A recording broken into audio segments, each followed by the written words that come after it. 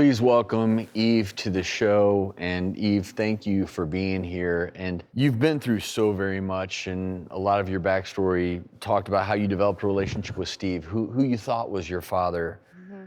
When you found out that Steve wasn't actually your biological father, what was that like for you emotionally? Oh my gosh, it was devastating. This is, something that I'd reasonably believed for 13 years, and he'd become such an important part of my life. And he officiated my wedding. My kids call him Papa, and we started this father-daughter relationship. So to have to call him and to tell him that after 13 years that he was not my biological father, we were all devastated. Do you still have a relationship with Steve? Yes, we do still have a relationship.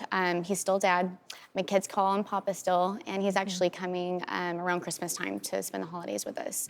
Did you and your mother ever have the opportunity to confront the obstetrician gynecologist?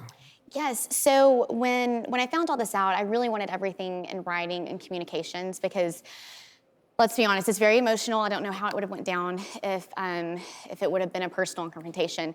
But yes, we did have a series of letters in which I presented my information. I asked lots of questions. How could this happen?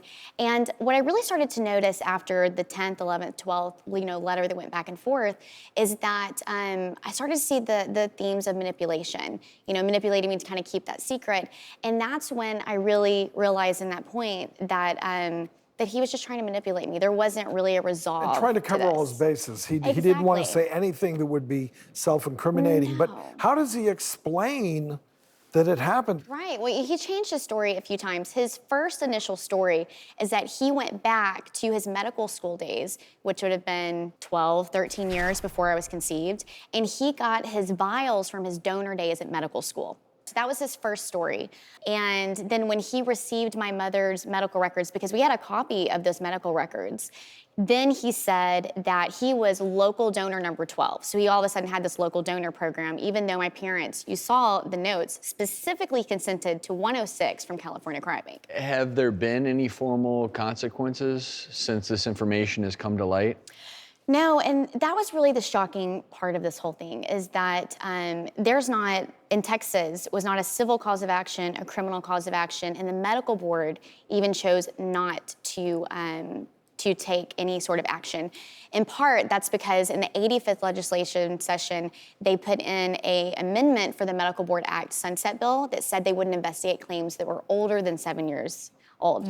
But the worst part was when they sent the letter, which, to be clear, I didn't file the complaint, someone else did. When they sent the letter, they stated that it was not below the standard level of care in Texas to impregnate your patients.